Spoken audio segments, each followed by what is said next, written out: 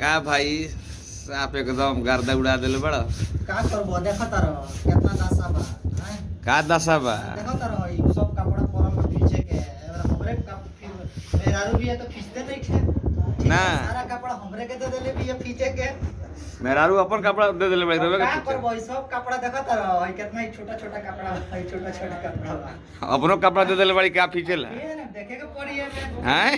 देखे के पड़ी है हई देखो वो अपनो कपड़ा माने ऐसा न बता गल कि मेहरारू दे तारी कपड़ा के ऊपर खींच ल हैं? तारा जुग जमाना के बा ई जामा तोरे है कि मेहरारू वाला नानू ह? जामा वा के ना ई हमरे लागत हो देख ल। ना ई हमरे लागत है अच्छा अब बाल्टी में दिखाओ तो कुछ और नहीं खेनू मेहरारू वाला। अच्छा रहे तो चाहे मत दिखाओ लोग देख ली तो का कही नहीं खे नहीं खे नहीं माने ई न बता गल का मेहरारू के कपड़ा धोए के पड़ता तोरा। का करबो अब मेहरारू तोर कबो धो ले कि ना कपड़ा?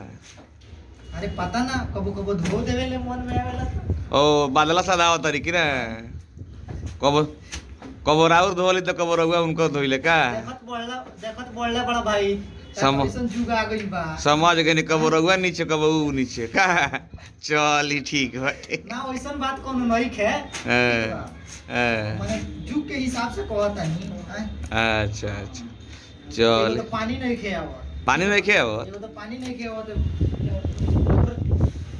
ऐसा जगह पर पानी या पानी के दिक्कत बा। पानी नहीं खे आवा हाँ देखो तारा ताई बैठ के कपड़ा खींचता नहीं ठीक बाटे। फीची फीची फीची जम के फीची।